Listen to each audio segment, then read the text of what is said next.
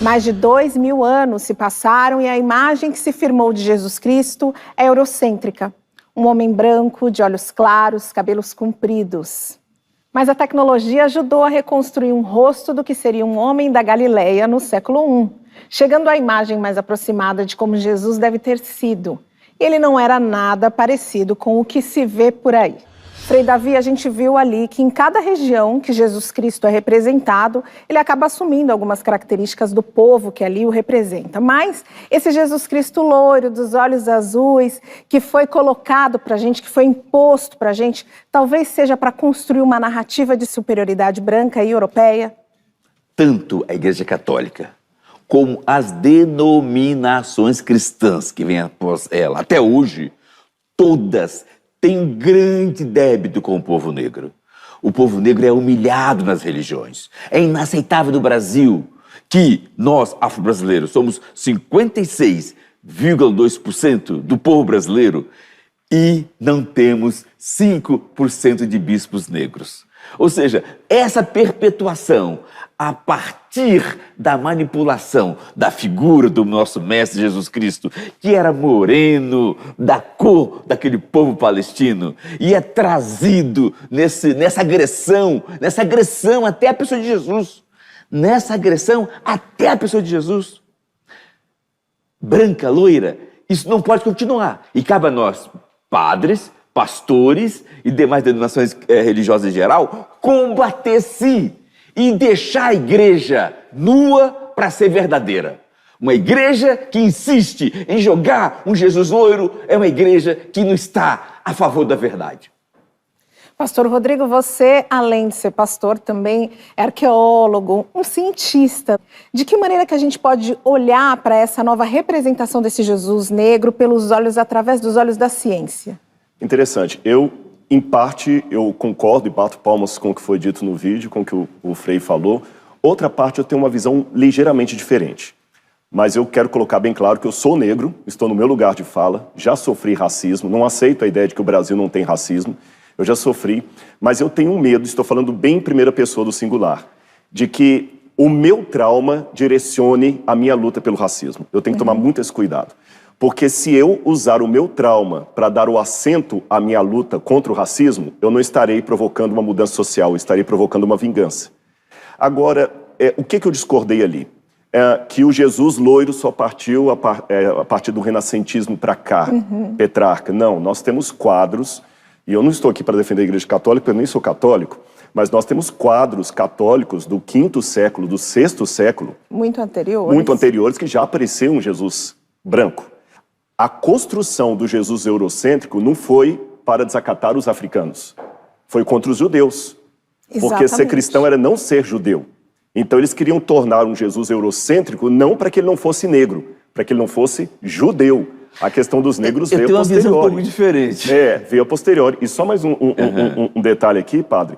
Repito, eu não estou negando o racismo, senão eu vou negar minha própria luta de vida.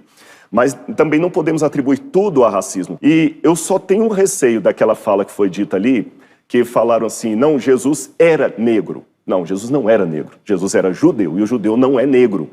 É uma outra tez de pele. Agora eu estou aqui com o Frei Davi e com o Babalorixá Sidney de Xangô. A escravidão é assumida pela Igreja Católica como uma mancha na história do cristianismo. E a conversão forçada dos africanos à religião acabou gerando um sincretismo entre as crenças dos dois povos.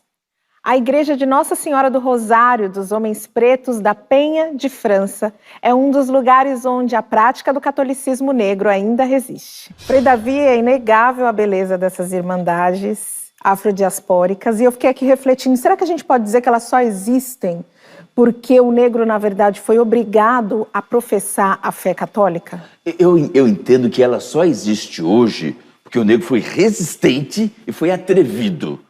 Positivamente atrevido. Eu mesmo, Frei Davi, já fui expulso de 5 dioceses por trabalhar o tema do negro dentro da igreja.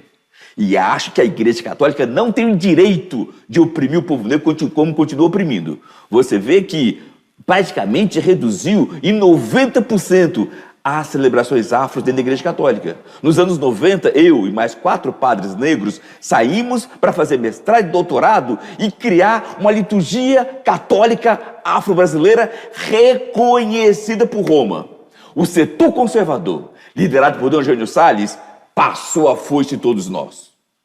Portanto, há uma perseguição ainda hoje a trazer para a Igreja Católica os valores do povo negro. A Igreja Católica continua sendo eurocêntrica, dominadora, excludente, não sensível à beleza de Deus, que é diversidade, que é amor, que é integração. Eu até ouso dizer o seguinte: se Deus quisesse todo mundo igual, teria feito, tão fácil ele fazer, ele é Deus. Quando Deus faz cada um de nós diferente, belamente diferentes, é porque Deus tem um projeto para nós, uma proposta para nós. Ora, quando hoje a Igreja Católica insiste em querer todo mundo europeizado, a Igreja Católica tem 2 opções. Ou ela entende que Deus, quando criou a diversidade, estava bêbado, ou que Deus está brincando com algo sério.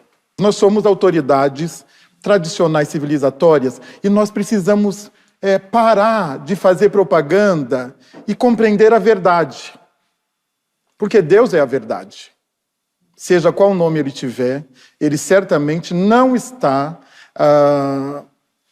do lado da arrogância e do mercado capitalista que invadiu a fé. Essa é a grande verdade. Então, eu confesso que eu tenho muita saudade de um tempo que você poderia ser macumbeiro e cristão. E você sabe que quando você faz essa fala de ser macumbeiro e cristão, eu fico pensando aqui que Jesus Cristo, ele não existe, a figura de Jesus Cristo não existe no candomblé. Para nós nunca foi um problema. Não é? Quer dizer, nós não temos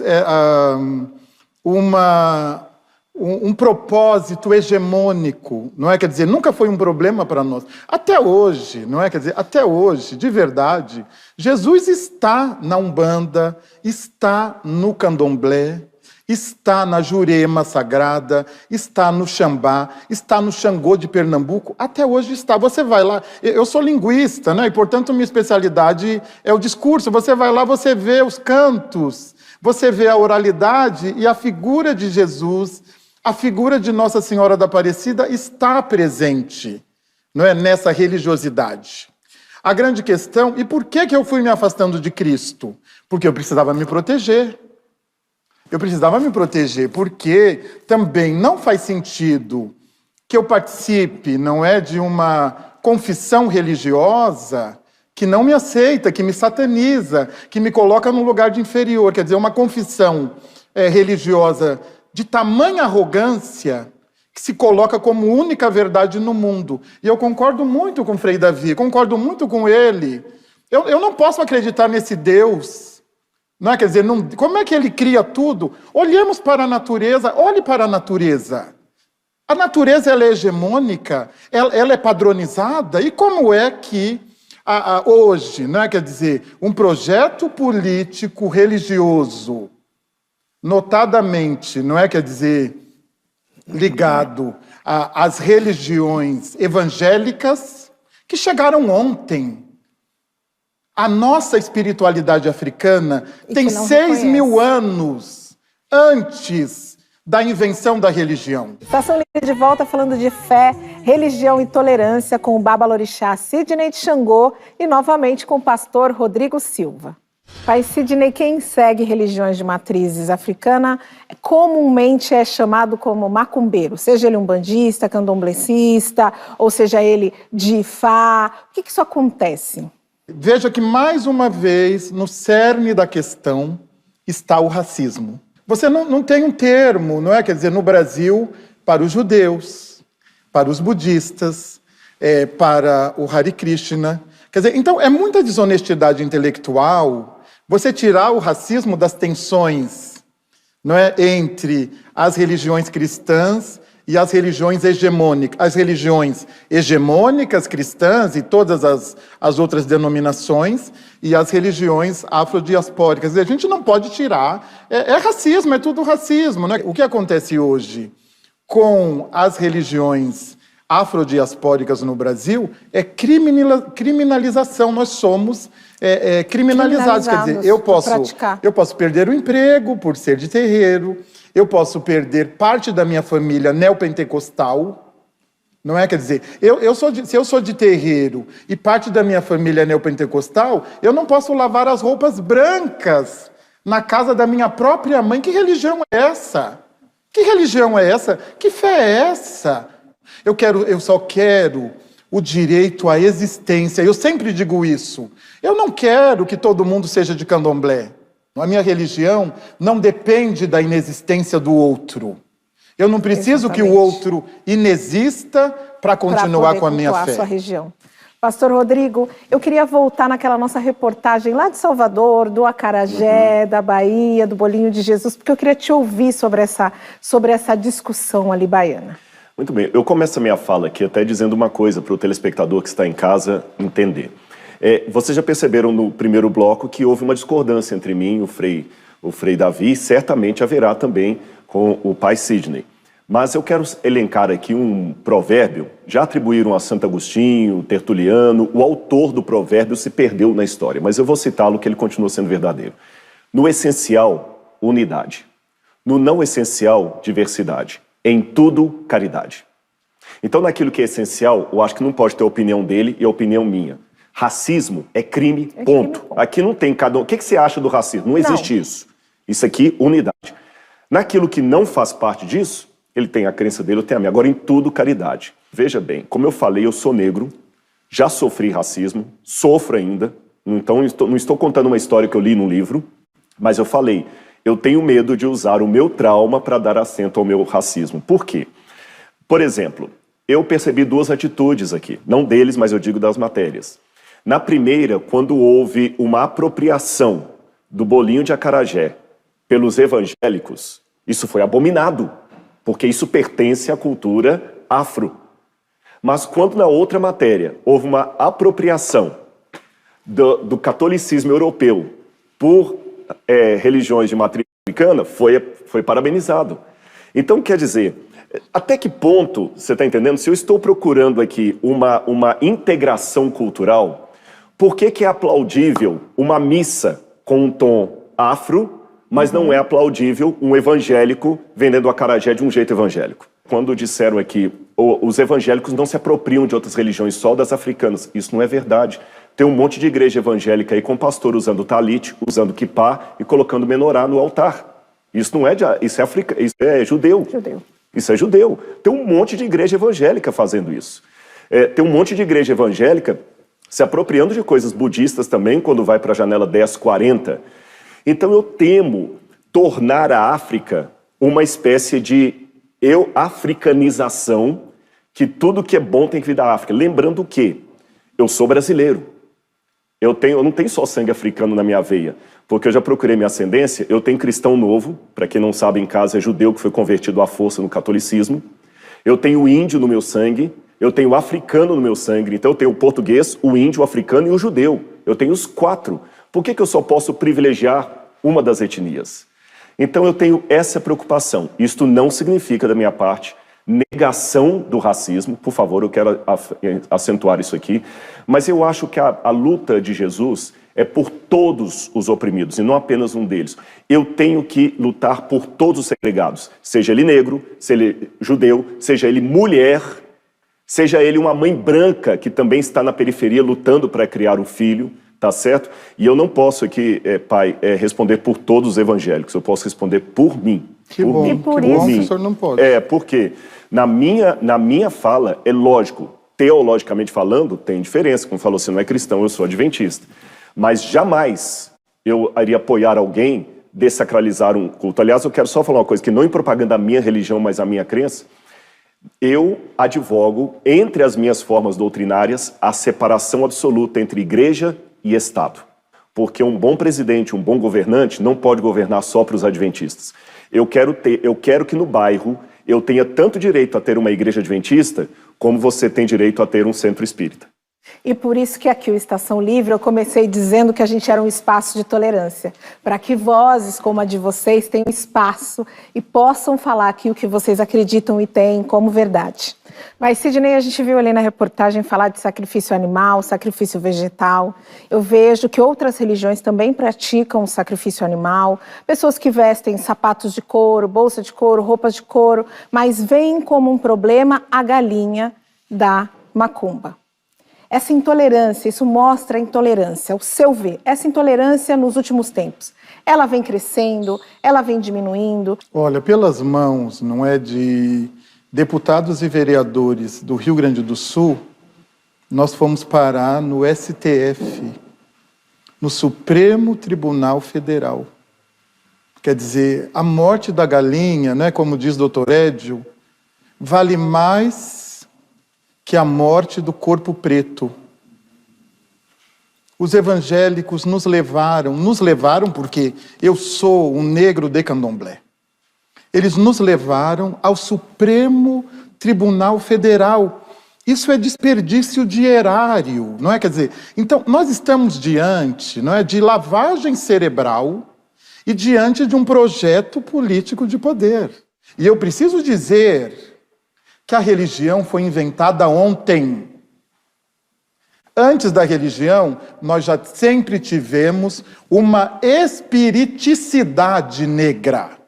Sempre. Porque para os negros não há separação entre a dimensão espiritual e a dimensão material. Eu tenho mais uma coisa importante a dizer. A religião é a privatização da espiritualidade. Hoje o capitalismo fez da religião a privatização da espiritualidade na sua origem, berço do mundo, africana. Enquanto o pai estava falando aqui, eu estava lembrando de algumas situações que eu também já fui discriminado por ser evangélico. Então eu vou dar 2 exemplos para vocês aqui. Eu vou dar um exemplo vergonhoso, que corrobora com o que ele está falando. Uma vez eu trabalhei, quando eu fiz a faculdade de teologia, vendendo livros de porta em porta. E eu lembro que eu cheguei na casa de uma mulher, ela falou assim, você é crente? Eu falei, sou, então não vou te receber na minha casa. Eu falei, por quê? Ela falou, porque uma vez eu trouxe um crente para orar na minha casa, quando ele viu uma imagem de Nossa Senhora Aparecida, ele virou e falou o seguinte, tira essa negrinha daqui, senão você vai para o inferno. Ela falou, se eu estou no inferno, então o que você está fazendo aqui? Olha que vergonha. Eu falo isso aqui porque, infelizmente, existem, eu sei que a minha vida é a única Bíblia que muito não adventista vai estar lendo lá fora. Eu digo Bíblia não no sentido de exclusividade, mas no sentido que a única doutrina adventista que talvez vocês vão conhecer aqui é o meu comportamento. A primeira doutrina da minha igreja chama-se Rodrigo Silva. Eu tenho essa consciência. E eu lamento muito, pai, pelas discriminações que vocês passaram por alguns evangélicos. Eu só faço um pedido muito singelo aqui. Eu sei que também é sem querer, mas a fala, os evangélicos nos levaram, ela também me dói. É pesada. Eu me sinto discriminado. Porque eu nunca levei um espírita à justiça por causa do direito dele. E eu sou um evangélico. Então, quando eu falo assim, os evangélicos nos levaram, os brancos nos levaram, totalitariza e me inclui. E eu sou preto, sou pastor, sou evangélico e eu nunca levei um espírita à justiça.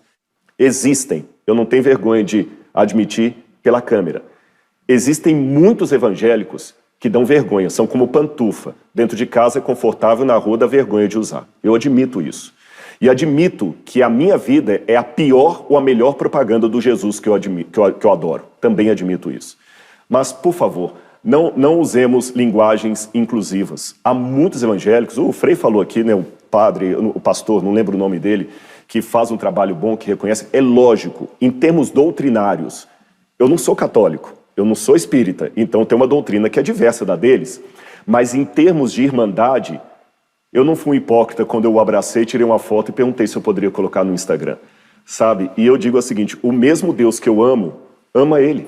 Mesmo que tenhamos compreensões diferentes. E como evangélico, eu também já fui discriminado. Então, assim como um negro às vezes é discriminado pela cor da pele, pelo tipo do cabelo, um evangélico também já foi discriminado. Então, vamos juntar forças e vamos dizer não à discriminação, seja para o espírita, seja para o evangélico, e cada um com a sua ideia, respeitando a ideia do outro. Vamos dizer não à intolerância religiosa. Seja em qual forma que ela vier. Estação Livre de volta e agora com os nossos 3 convidados aqui no estúdio. Frei Davi, Pai Sidney e Pastor Rodrigo.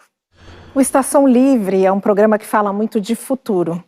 A gente, quando se propôs a vir falar de diversidade aqui dentro da televisão, foi pensando no futuro de quem nos assiste, colocar uma positividade na vida das pessoas que nos acompanham. E eu queria pedir para vocês, para a gente terminar esse programa, com uma mensagem de cada um, que seja uma mensagem positiva, que seja pensando nessa tolerância para o futuro. Por favor, pastor Rodrigo. Bom, para todo mundo que está em casa, foi um prazer participar com você. E se você segue Jesus de Nazaré, eu acho que para aqueles que são cristãos, a minha dica seria o seguinte: peça a Deus todos os dias, para que as pessoas, quando chegarem perto de você, possam sentir em você como Jesus faria se estivesse no seu lugar. Esse é o desejo para a minha vida e para a sua. Pai Sidney. Eu gosto muito de uma expressão iorubá no cumprimento. E os iorubás têm uma forma de cumprimento, tem várias, mas uma que eu gosto muito, que é moa. Moa. Quando você pergunta a uma pessoa, como você está, como você vai, que é Shealá Fiani, como você vai, a resposta é moa. O mo é o pronome pessoal de primeira pessoa, eu, e o wa, o a, é eu existo. Então, veja que poesia. Eu lhe pergunto, como você está? E você não diz, eu sou cristão, eu estou triste, eu estou feliz, eu estou doente. Você diz, eu existo. A minha mensagem para todos é que possamos existir. Possamos simplesmente existir. E que as pessoas, respeitem a existência diversa, a existência de cada um e cada uma. Que nós possamos existir com todas as nossas diferenças. Moa, eu existo. Frei Davi. Eu faço um apelo a todas as expressões religiosas, não importa católica, expressões evangélicas, expressões afro-brasileiras de origem matriz africanas, não importa de origem oriental, todas se perguntem o quanto vocês estão usando a instituição para abafar e massacrar a intuição. Por favor, amem a intuição. Ela não pode ser abafada por sua instituição. Quando um grupo massacra um candomblé, é a instituição que está massacrando a intuição. Por favor, abrace a intuição. E, instituição, converta-se à grande energia do cosmos, nosso querido Senhor, de tudo e de todos. Amém, axé, aleluia. Eu quero muito agradecer a vocês três por essa discussão tão respeitosa e esclarecedora.